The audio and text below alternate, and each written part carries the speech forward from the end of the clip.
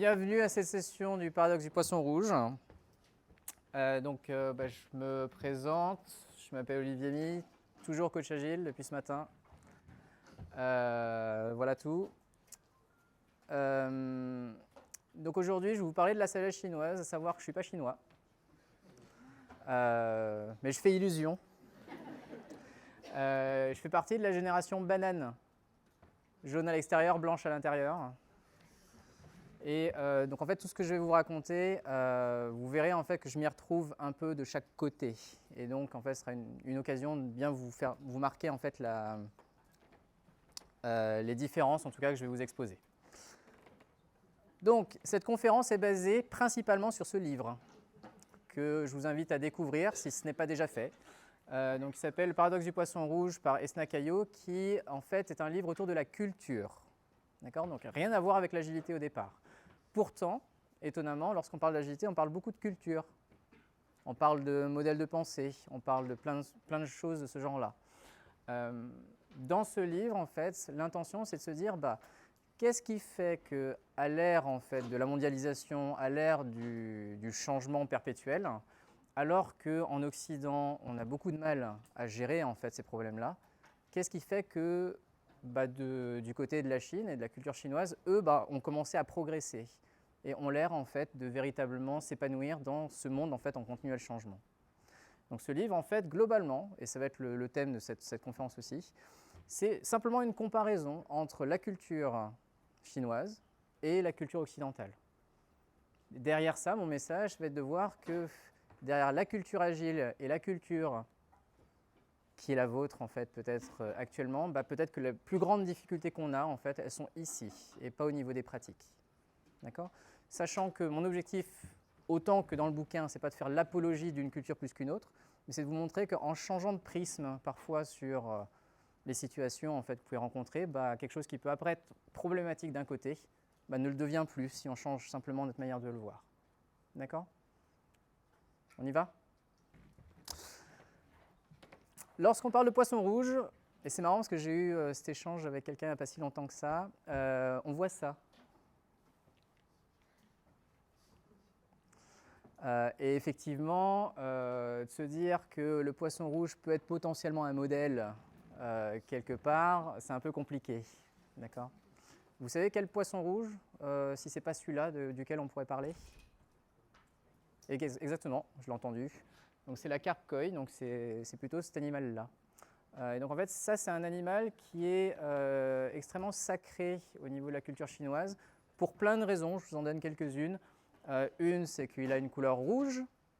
La couleur rouge est une couleur sacrée, vous voyez ça dans les drapeaux, vous voyez ça dans les petites enveloppes avec de l'argent. La robe de mariée est rouge aussi. Donc cette couleur-là fait beaucoup de sens. Et en plus de ça, cet animal, en fait, pour les Chinois, en tout cas, ressemble à un petit dragon. Petit dragon qui est un animal mystique et vénéré, en fait, par les Chinois. Moi, il me fait flipper, ce poisson. Mais, bon, ce sont les points de vue. Donc, globalement, en fait, pourquoi est-ce qu'on focalise en fait, notre attention sur ce poisson-là ? C'est qu'en fait, parce qu'il est sacré de par ces différents critères que je vous partageais, on confère à ce petit animal, en fait, 8 vertus, qui sont les 8 vertus de la carpe koi, et qui infusent en fait dans les comportements et les attitudes des Chinois. Et en fait, ce sont ces 8 vertus-là qu'on va étudier, et peut-être que vous ferez des liens avec ce que l'on vit un peu au quotidien. Les 8 vertus sont celles-ci. Ne se fixer à aucun port, ne viser aucun but, vivre dans l'instant présent, ignorer la ligne droite, se mouvoir avec aisance dans l'incertitude, vivre en réseau, rester calme et serein, remonter à la source, et c'est déjà pas mal. Donc on va essayer de couvrir tout ça. Je dis, ça va être assez dense, mais voilà, on va essayer d'y aller tranquillement.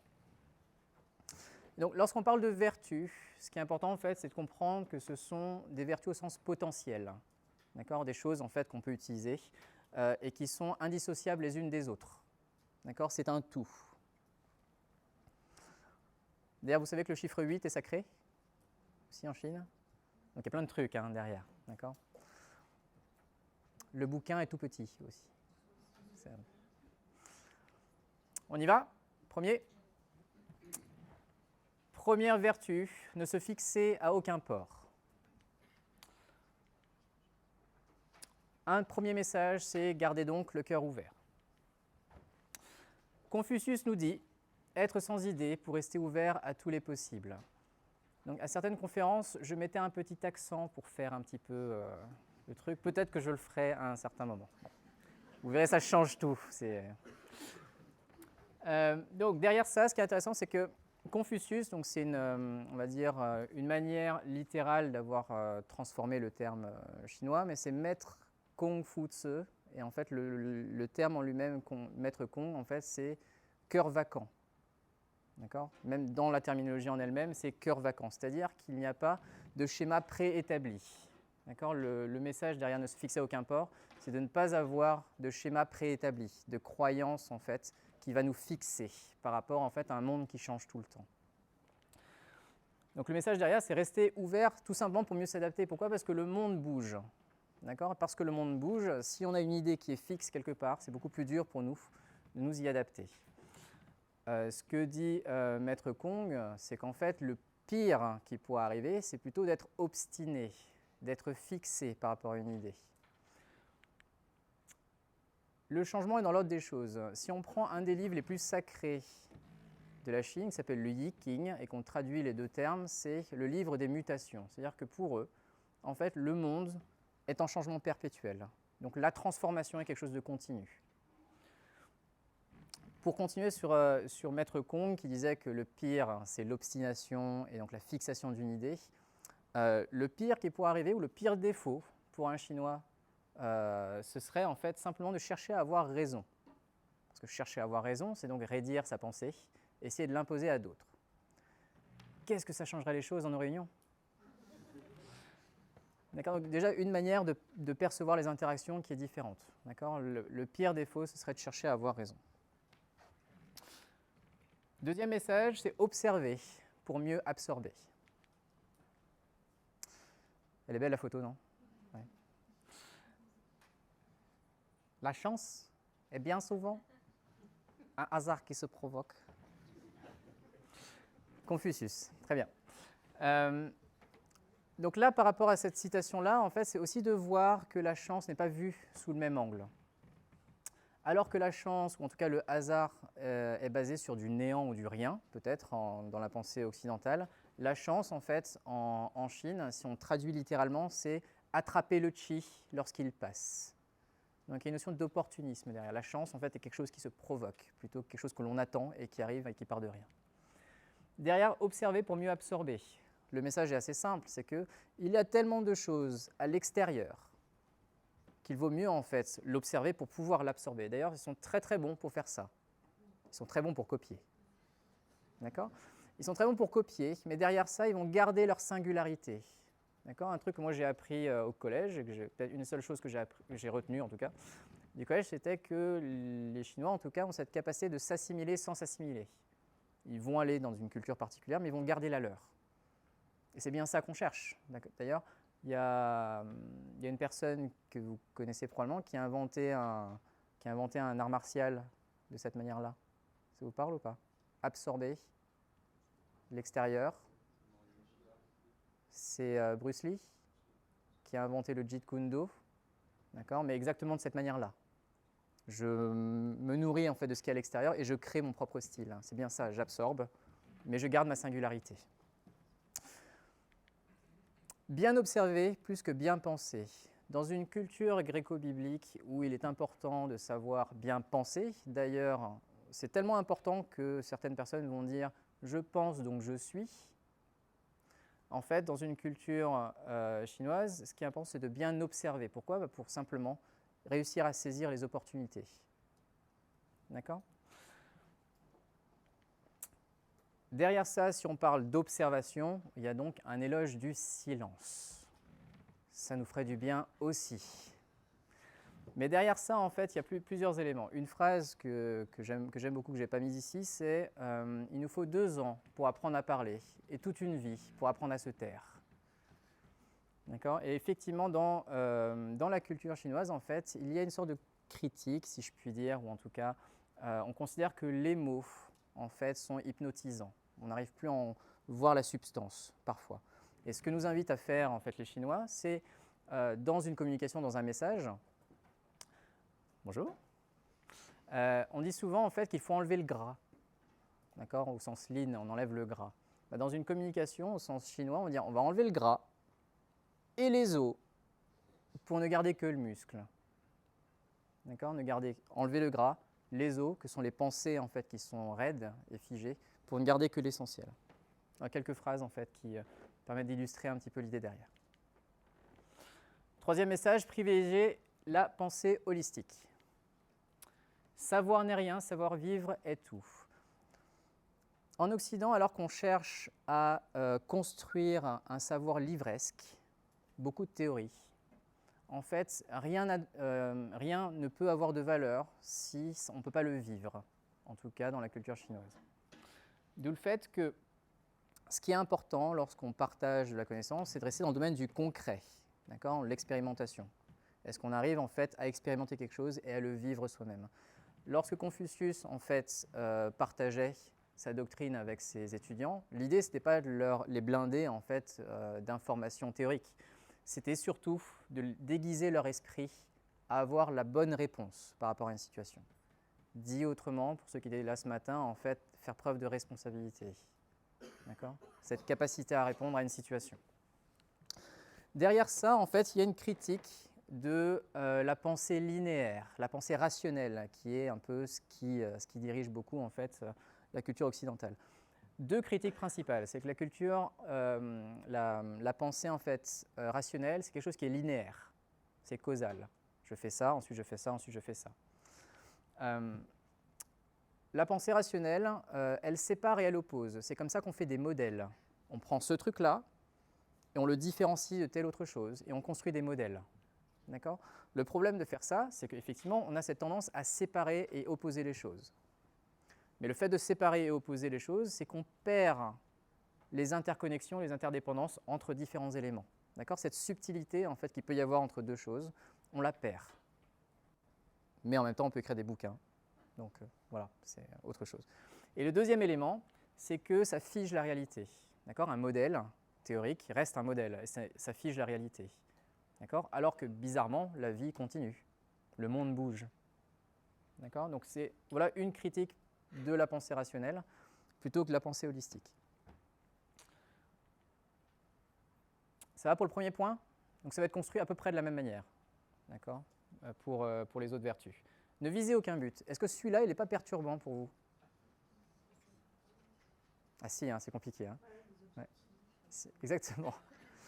Donc celui-là, il est assez intéressant et vous verrez en fait que le shift de modèle mental peut arriver à cet endroit-là. Ne visez aucun but. Parlons d'abord de la conception du temps. Juste avant de parler de ça, lorsqu'on parle de ne viser aucun but, on fait juste la distinction entre deux termes.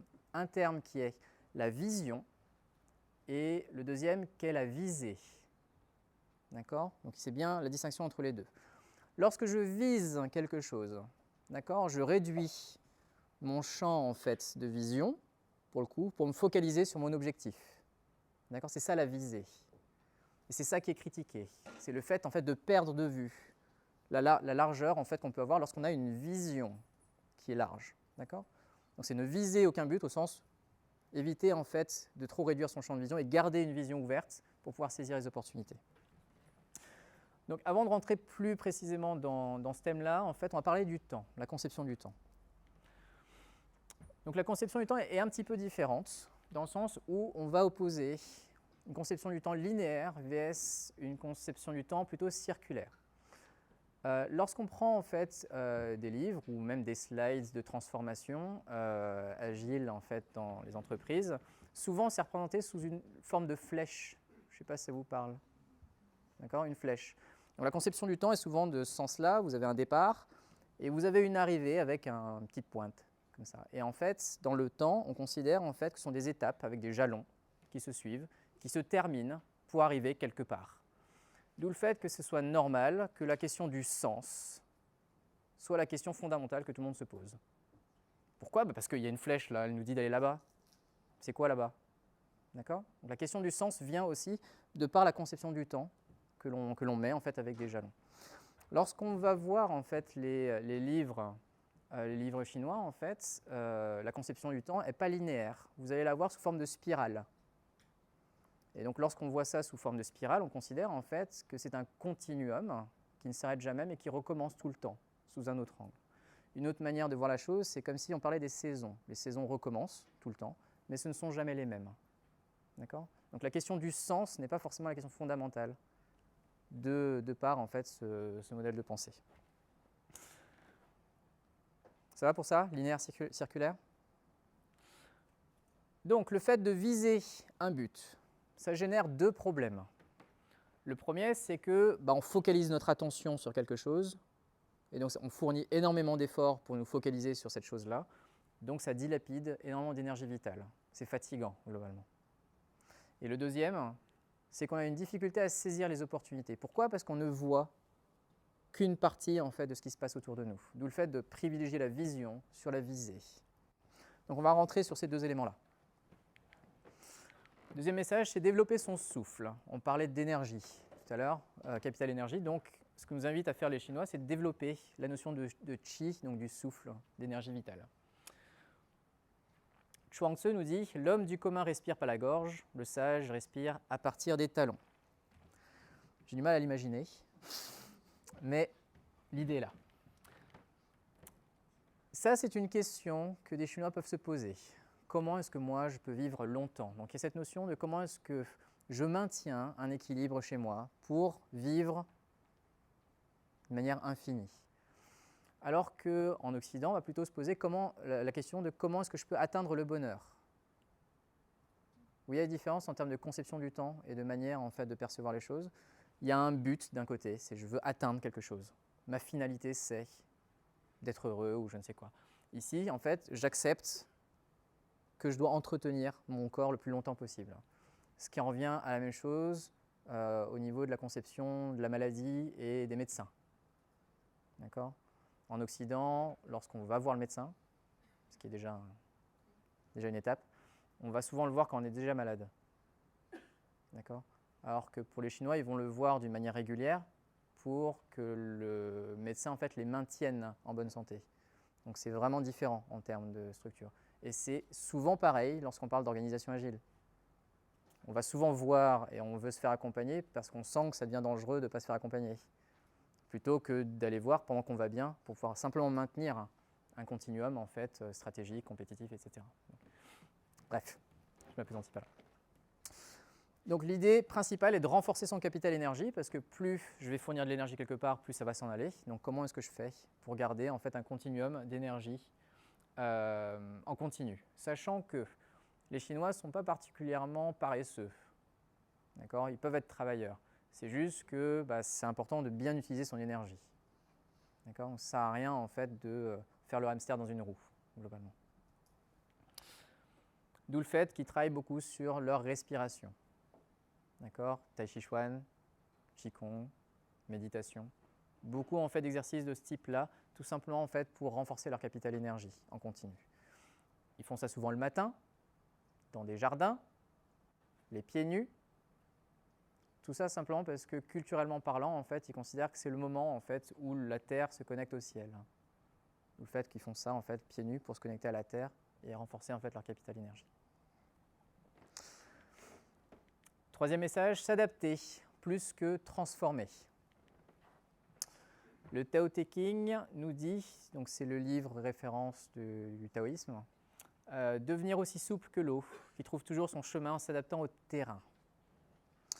Chaque fois que je vois ça, s'adapter plutôt que transformer, en fait, je pense souvent en fait, aux démarches qui se veulent être disruptives. D'accord ? La disruption, c'est bien ça, hein, c'est je détruis quelque chose pour créer autre chose. Dans la culture en fait, chinoise, on ne détruit pas, on accepte ce qui est autour de nous et comment est-ce qu'on contourne les obstacles pour aller en fait, où on veut aller. Donc c'est obtenir le maximum d'effet avec le minimum d'effort. Parce que casser quelque chose, ça nécessite en fait un effort. Donc obtenir le maximum d'effet avec le minimum d'effort, c'est bien s'adapter à l'environnement dans lequel on est. Sans effort, pas de valeur. Donc à chaque fois que je vais faire cette session, je vais bloquer ici, c'est que je ne me rappelle jamais de l'expression. Vous avez une expression avec le travail, avec la valeur, avec la gloire surtout. Est-ce que vous la connaissez? Il y a un triomphe, je crois, dedans. Exactement, c'est un truc avec péril aussi. Ouais. Voilà, c'est ça. Bah, vous la connaissez mieux que moi. Donc juste cette expression-là montre bien qu'il y a quelque chose qui est ancré chez nous de manière générale, donc en Occident, que si je ne fais pas d'effort, je ne mérite pas le résultat en fait que j'obtiens. D'accord? Et ça vient des traditions gréco-bibliques en fait, qui ont structuré un peu la société. Sans effort, est-ce que ça a de la valeur ou pas? D'accord? Donc d'où le fait qu'on a l'impression qu'il faut transformer les choses. On a l'impression que c'est par l'action qu'on va réussir en fait à faire les choses. Ce n'est pas du tout le cas en fait en culture chinoise. De se dire, avec ce qu'on a, peut-être que ce qui est important, c'est de faire ce qui permettrait en fait d'aider les choses à se faire toutes seules. Donc vous voyez, en fait, plutôt que d'avoir le contrôle et de transformer, comment est-ce que je peux faciliter à ce que les choses aillent bien dans le sens que je cherche à obtenir. Message suivant, saisir les opportunités.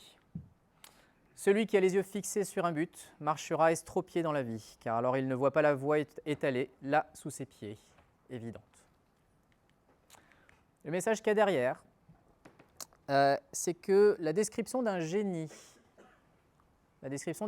au sens chinois, c'est ça. Un génie au sens chinois, c'est une personne qui a la capacité à saisir un moment opportun sans qu'il ne l'ait prévu. Une personne qui a cette capacité à s'adapter en fait à un environnement qui change. C'est bizarre ça. D'accord ? Alors qu'un génie, en fait en Occident, c'est plus quelqu'un qui a une sorte de don, avec une créativité en fait assez extraordinaire. Il y a un côté très individuel et quelque chose de très, moi j'ai envie de dire un peu magique, mais il y a vraiment ce côté don en fait, qui n'est pas du tout en fait ce qui est mis en valeur en fait côté chinois. Derrière ça en fait, c'est de voir l'opportunisme comme étant plutôt quelque chose de positif. L'opportunisme est une vertu en Chine, alors que l'opportunisme, lorsqu'on parle d'opportunisme en Occident, c'est pas toujours top. On est d'accord, non? Je dis ça? D'accord? Et ça peut se voir dans les contrats. D'accord? Les contrats avec des Chinois, en tout cas c'est ce qui est décrit dans le livre, un contrat n'est vrai qu'au moment où je le signe.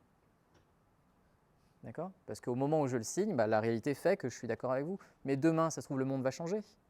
Et donc le besoin que moi j'ai, c'est plus celui-là. D'accord? D'où le fait que forcément c'est difficile lorsque on est dans une culture où le contrat fait foi.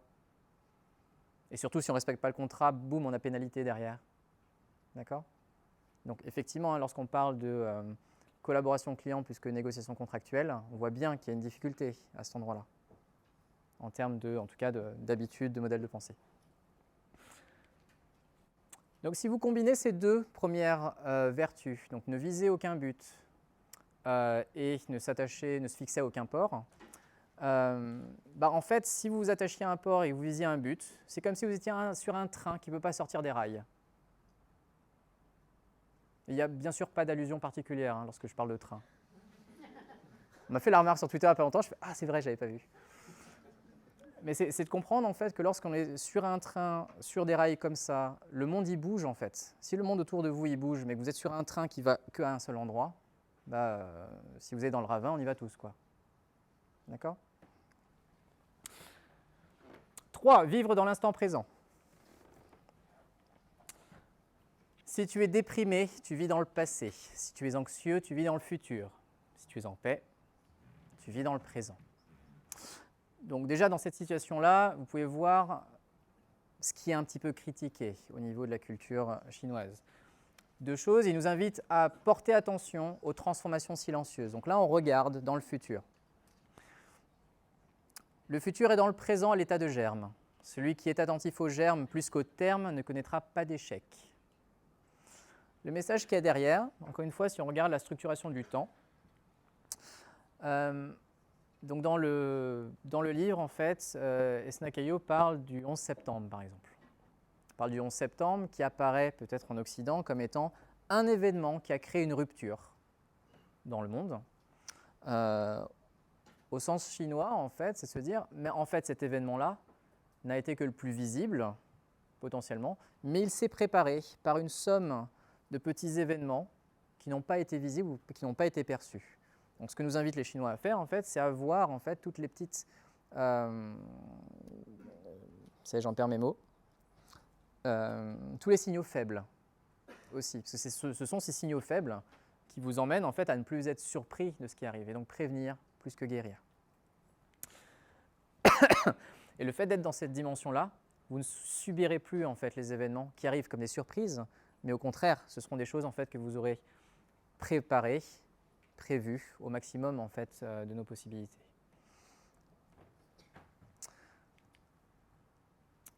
Là, on parlait du futur, donc il nous invitait à porter attention aux transformations silencieuses. Maintenant, si on regarde au niveau du passé, pour eux, il faut, entre guillemets, se détacher du passé, pour plein de raisons. Donc voilà, une citation de Kuo Xiang qui nous dit « Le passé est mort, tandis que le présent est vivant. Si l'on essaie de diriger ce qui vit par ce qui est mort, on échouera certainement. » Pourquoi il y a une critique du passé? Il nous invite vraiment à nous détacher de ce passé-là. C'est parce que le souvenir déforme la réalité. Et peut-être que vous avez déjà entendu parler de personnes qui vivent dans le passé, ou vous connaissez peut-être des gens qui vivent dans le passé. Il y a quelque chose qui s'est passé dans leur vie qui a été difficile, et ils se raccrochent en fait à cet événement-là. Et le fait de se raccrocher, c'est comme si j'avançais en regardant derrière. En faisant ça, je peux me prendre un poteau, mais fondamentalement, en fait, je n'arrive plus à voir ce qui se passe au sens clair de la situation, mais je suis simplement déformé par le prisme en fait, qui est le prisme du passé. Donc apprendre à tourner la page, c'est quelque chose que les Chinois ont appris à faire très facilement. C'est-à-dire que, alors qu'en Occident, on a eu des grands jugements, comme par exemple les tribunaux avec Nuremberg, Henkoff, eux, en fait, n'ont pas eu de grands jugements de ce type-là. Ils ont vraiment réussi à tourner la page. Pour eux, en fait, c'est terminé. Ce qui est dans le passé, en fait, est terminé. Et on regarde devant. Le fait de réussir à faire ça, et je ne dis pas que c'est facile, hein, c'est que ça leur donne une capacité de résilience. Ils arrivent en fait à rebondir. À chaque fois qu'il y a une problématique, ils ont cette capacité en fait à rebondir. Et surtout à pardonner. D'accord ? Et donc pardonner, c'est bien dans les deux sens, c'est qu'on se pardonne d'abord à soi pour pouvoir plus facilement en fait être ouvert aux autres. Donc voilà pourquoi en fait ils nous invitent à nous détacher du passé. Ignorer la ligne droite. Premier message, privilégier la courbe. Un proverbe chinois nous dit « L'arbre tordu vit sa vie, l'arbre droit finit en planche ».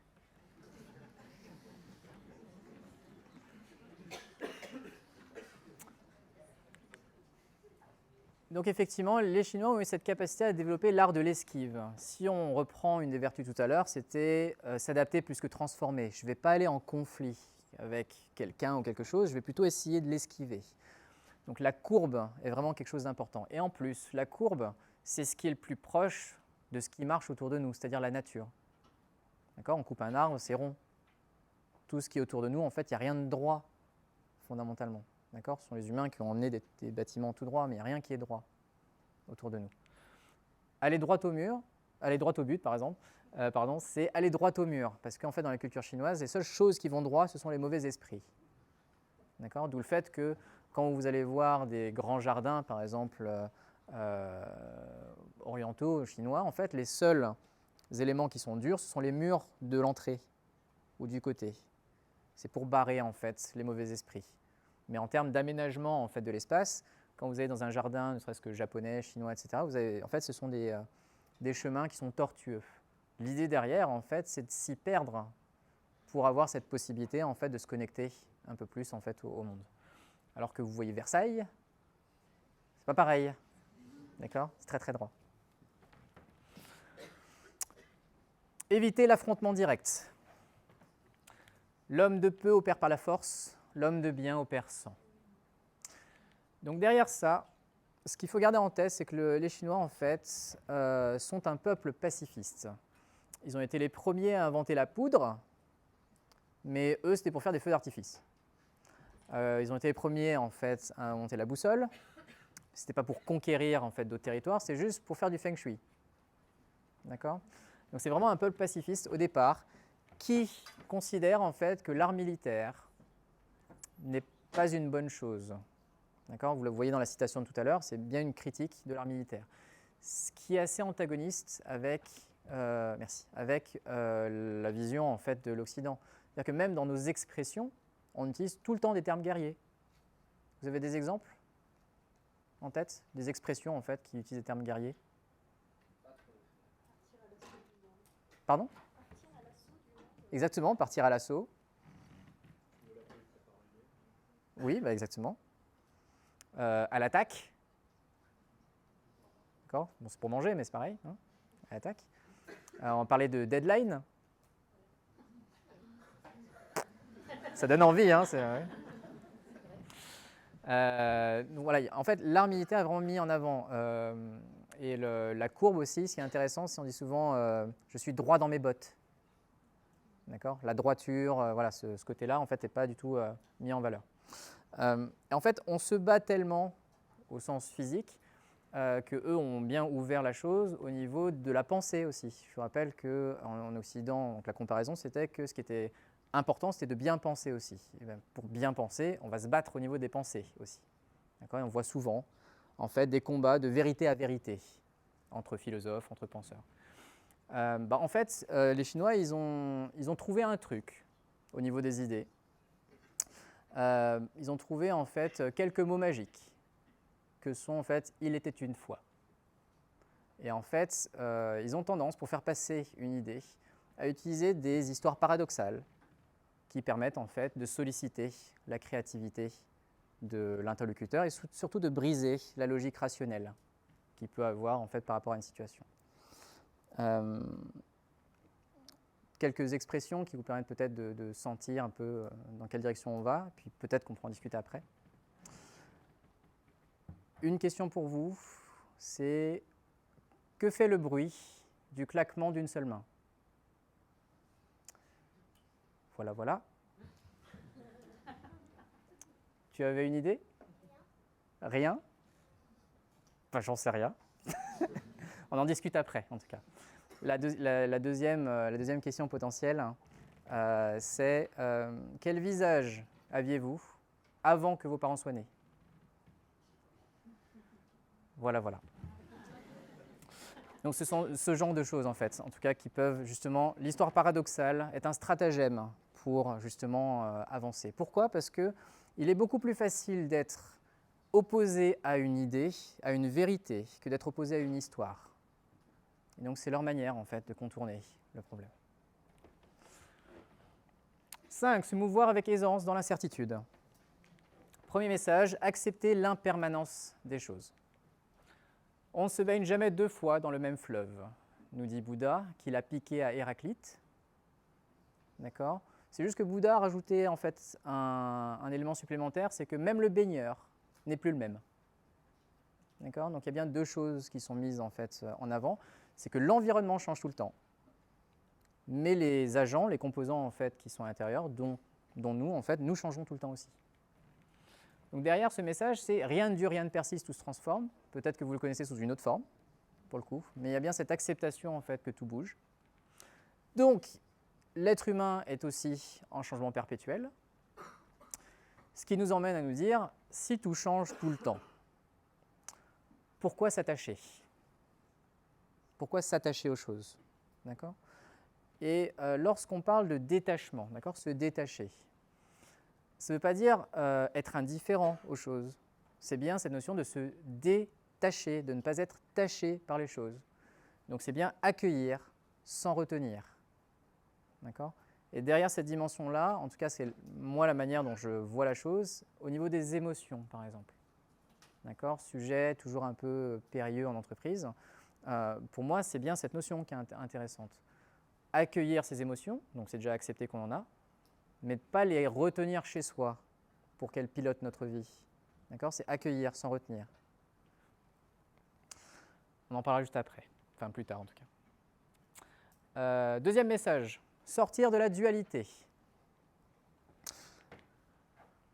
La dualité est source de toute souffrance, de toute violence.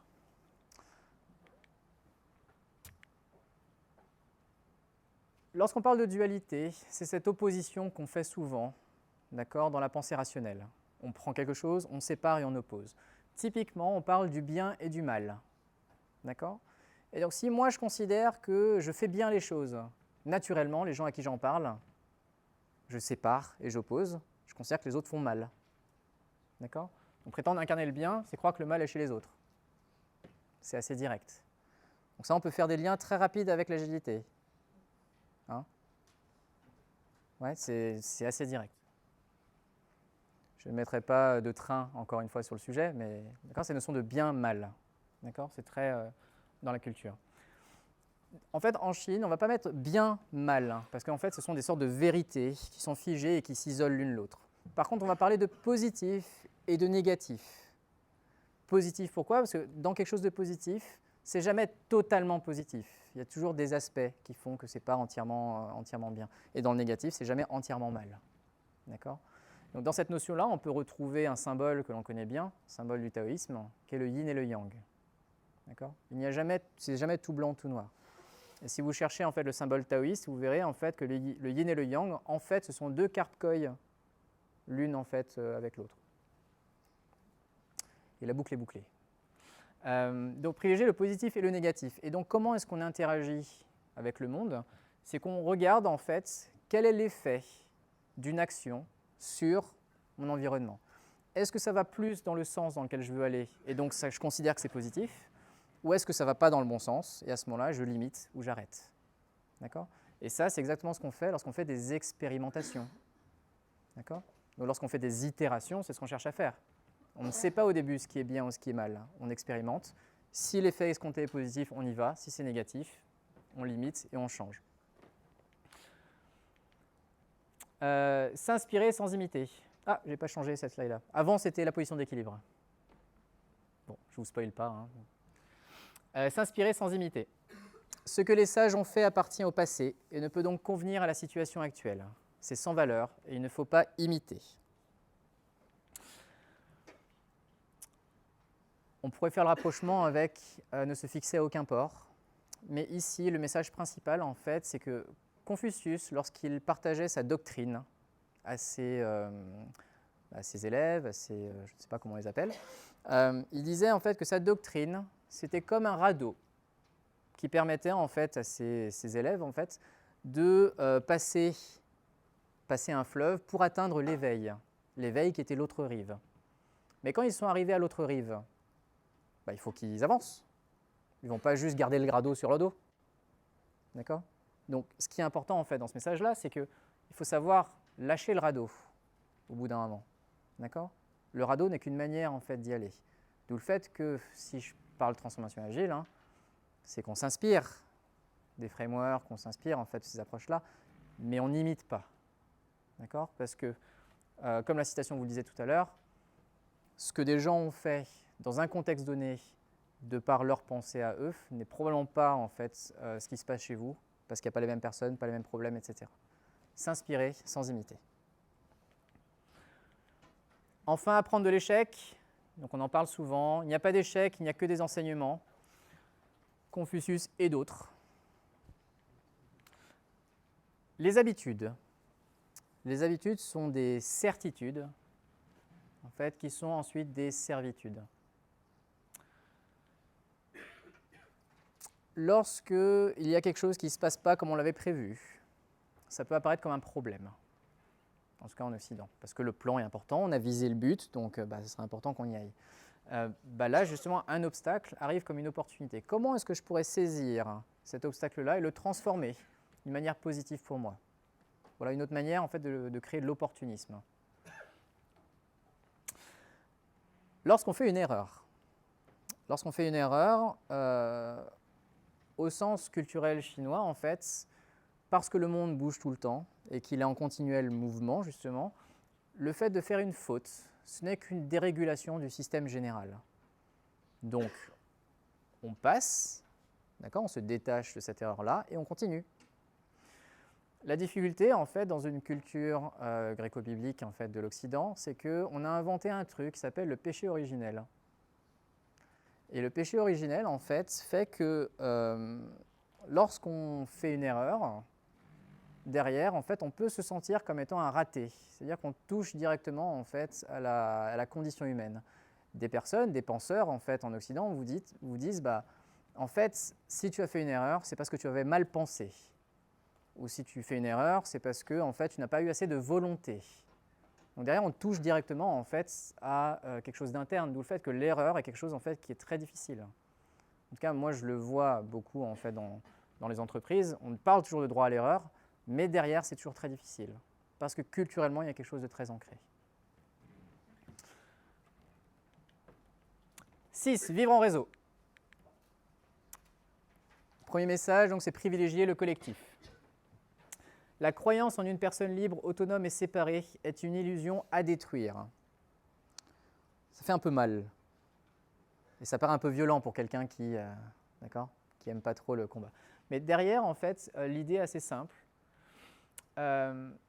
c'est que les Chinois ont vraiment cultivé cet art de vivre ensemble. Tellement qu'ils l'ont cultivé qu'une personne n'existe que parce qu'il y a d'autres personnes. D'accord ? Je vous disais, en Occident, on dit « je pense, donc je suis ». D'accord ? Je pense individuellement, donc je suis. Individuellement, j'existe. Alors que de leur côté, ils vont plutôt vous dire « tu, donc je suis ». Tu, TU, bien sûr. Sinon, pour le coup, il n'y a plus personne en face. Mais c'est cette notion de « je n'existe que parce que tu existes ». D'accord ? Parce que nous n'existons que de par l'interdépendance que nous avons l'un avec l'autre dans l'environnement. Donc, ce qui est véritablement important, en fait, au sens interaction, en fait, c'est qu'est-ce qui va maintenir l'ordre dans ce collectif-là. D'où le fait qu'on ne va pas juger une personne sur elle en tant que personne, d'accord, au sens justice, qu'est-ce qui est juste pour elle ou pas, mais c'est surtout sur le niveau d'impact sur l'ordre qu'elle a pu générer, en fait, dans le collectif. D'accord ? Le collectif et l'harmonie sociale sont, en fait, des choses qui sont vraiment importantes. D'où le fait que c'est beaucoup plus dur pour eux d'avoir un esprit critique. D'accord ? Ce qui est bien quelque chose qui devrait travailler, potentiellement, c'est ça. Et vous allez voir pourquoi. Cultiver la modestie. Confucius nous dit « le plus grand des talents est de ne pas exhiber ses talents ».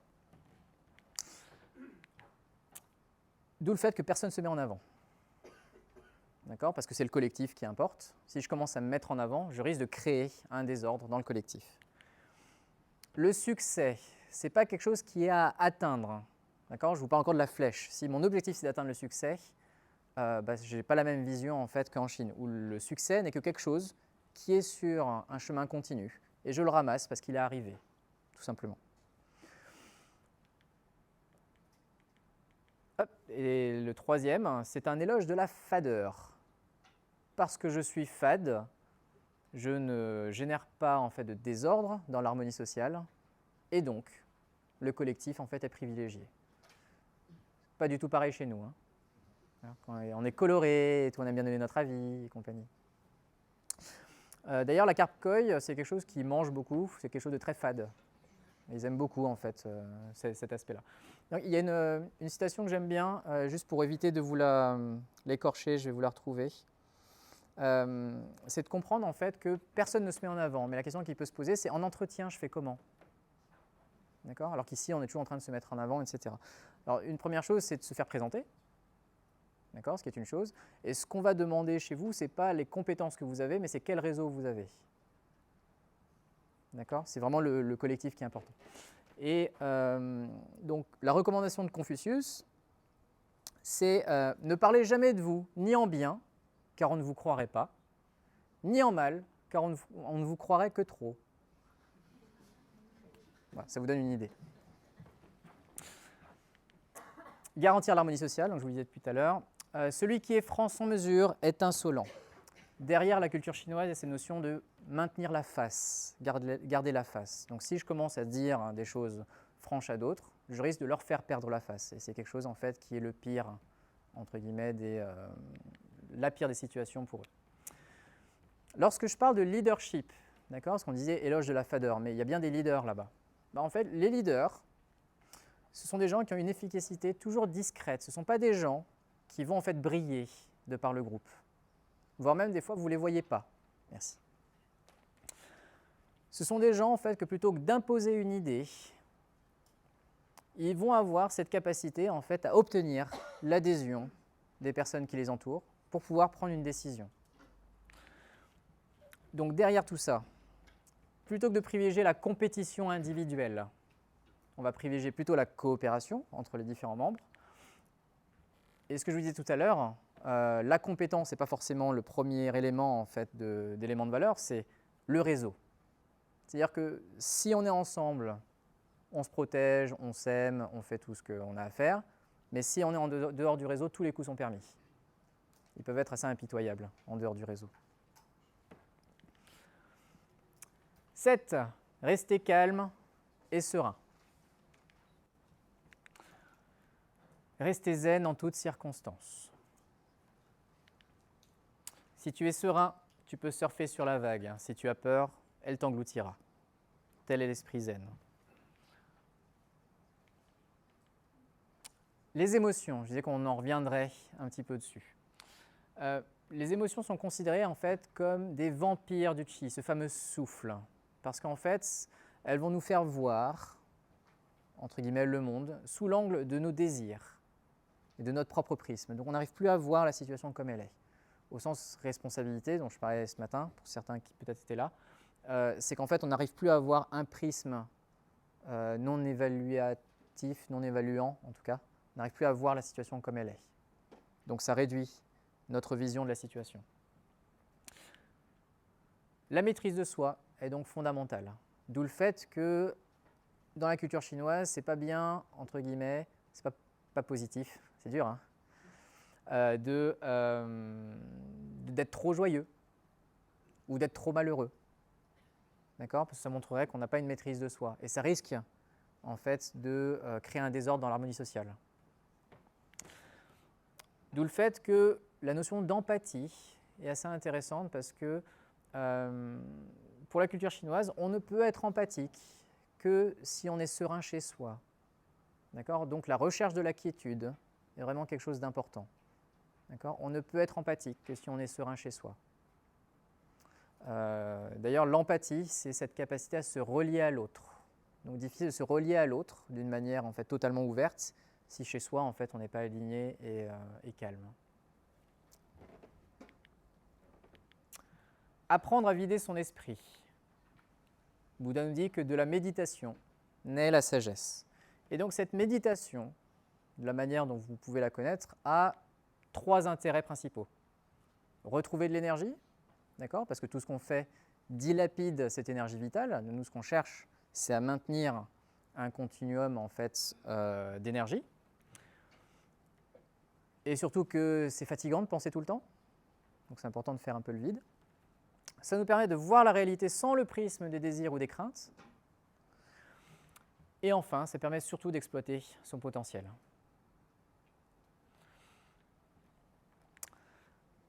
Revenir à son corps et à ses sensations. Bouddha nous dit, soyez à vous-même votre propre refuge, votre propre lampe. N'ayez pas de refuge en dehors de vous. Le message principal est celui-ci, le corps est notre meilleur professeur. Donc là, il parle effectivement plutôt de la santé, mais on pourrait voir aussi au sens entreprise, mais si je reste au niveau de la santé, c'est-à-dire que si le corps vous dit que ça ne va pas, c'est que déjà vous avez passé un cap. D'accord ? Souvent, en fait, on va voir le médecin lorsque le corps nous le dit. Et c'est souvent un peu trop tard. Donc si on peut écouter son corps, ça peut être pas mal, plutôt que d'être tout le temps dans la tête. Le fait d'être un peu plus à l'écoute de notre corps nous permet d'être plus attentifs à ce qu'il se passe autour de nous. D'accord ? Il y a bien une nuance à avoir, c'est être attentif. Donc on développe notre attention, capacité en fait à pouvoir saisir les opportunités. On ne devient pas en attente de quelque chose qui arriverait par hasard.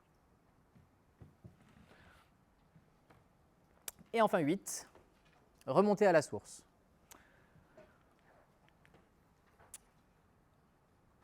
Un des premiers messages, c'est ne pas couper avec ses traditions. Celui qui ne perd pas sa racine peut durer. Donc ce qui est important de comprendre, en fait, c'est que les racines et les traditions, c'est quelque chose qui est très important. La culture, c'est quelque chose qui est très important pour les Chinois. alors qu'en Occident, on a pu avoir cette idée de se dire, merci, pour pouvoir avancer, mieux vaut faire table rase du passé. Et le fait de faire table rase du passé a pu générer en fait des problématiques de d'où est-ce que je viens, qu'est-ce que je veux faire. En fait, on perd un certain équilibre. Ce que nous invitent à faire les Chinois, c'est de prendre racine dans les traditions que l'on a, tout simplement pour nous donner en fait un ancrage qui nous permet plus facilement en fait de nous donner des ailes et pour aller voir ailleurs. D'accord ? Avoir un port d'attache chez soi où on est confortable et en sécurité, ça nous permet plus facilement en fait d'aller voir l'extérieur et de nous mettre en inconfort. Pas véritablement, non. Tout à l'heure, justement, mais tout à l'heure, c'est de la pensée. Là, c'est au niveau culturel. C'est juste ça la différence. Mais merci, j'y ai pensé sur le moment. Mais c'est vraiment ça la différence. Donc, ne pas couper avec tradition et éveiller sa spiritualité. Donc, je ne dirais pas grand-chose sur la spiritualité, mais c'est de se dire que parfois, il existe des choses au-delà de ce que l'on voit. D'accord ? Et l'idée principale, c'est simplement de dépasser la pensée rationnelle. D'accord ? Et d'éveiller ce fameux troisième œil qui est comment est-ce que je vois au travers des choses ? Comment est-ce que je vais dans la direction qui me tire, en fait, dans une certaine direction. Et le fait d'éveiller cette spiritualité-là, donc Confucius nous dit qu'on est à la fois fils de la terre et fils du ciel, va nous permettre à minima trois choses, peu importe qu'on soit en Occident, peu importe qu'on soit en fait en Chine, le fait de s'ouvrir à quelque chose qui est plus grand que nous, ça va nous permettre plus facilement de réaliser une vocation que l'on peut avoir. Pourquoi ? Parce qu'en fait, parfois, il y a des signes qui font qu'on est attiré dans une certaine direction, même si la société nous dit que ce n'est pas dans cette direction qu'il faudrait qu'on aille. Donc d'éveiller ce troisième œil nous donne finalement ce fameux sens, peut-être qui va nous permettre d'avoir l'énergie et d'aller dans la direction que l'on souhaite. La deuxième, ça va nous permettre de vivre avec plus de légèreté et plus de simplicité. Et pour le faire, c'est souvent plus en enlevant des choses qu'en rajoutant des choses. Et je passe mon petit message sur l'agiter à l'échelle. Voilà. Et enfin, dernier message, c'est de vivre en harmonie avec les autres, parce que finalement, notre succès est beaucoup plus lié, non pas à nos accomplissements individuels, mais beaucoup plus par rapport en fait, aux relations que l'on va tisser. Un petit récap. D'accord ? Donc on est passé par les 8 vertus de la carpe koi. Maintenant, on va essayer de récapituler un peu tout ça. Alors qu'en Occident, on va parler de vérité, ce qui est important, c'est la vérité, ce qui est bien, la vérité. En Chine, on va plutôt parler de la voie. C'est le chemin qui est plus important. D'accord ? Vu que c'est un chemin continu, c'est le chemin qui est plus important. D'un côté, c'est la pensée rationnelle. De l'autre côté, c'est la pensée complexe, pensée holistique. D'un côté, la pensée rationnelle, c'est quelque chose de linéaire, d'accord ? Des choses qui s'enchaînent, alors que la pensée complexe, c'est quelque chose qui est circulaire et en réseau. Alors qu'en Occident, on aime bien expliquer le passé et prédire le futur. En Chine, en fait, ce qu'on cherche à élucider les cohérences du présent. En Occident, on aime bien l'action spectaculaire. D'ailleurs, c'est ce que les journaux amplifient. D'accord ? Mais c'est bien cette action spectaculaire. En Chine, ce qu'on cherche, c'est à observer les transformations silencieuses. Alors qu'en Occident, on a cette dualité bien, mal, plein d'autres choses. En Chine, on est plus dans le positif, le négatif. Alors qu'en Occident, on est plus dans la culture de la compétition individuelle. En Chine, on est plus dans la culture de la coopération. Et enfin, alors qu'en Occident, on est plus dans la force, dans le sentiment de sécurité. En Chine, on est plus dans la souplesse, l'opportunisme et le sentiment de liberté. Lorsque vous regardez ces deux comparatifs, c'est dur, là ça fait une dualité, donc vous voyez bien qui l'a construit, ça fait dur. Lorsque je vous dis agile, vous voyez où ?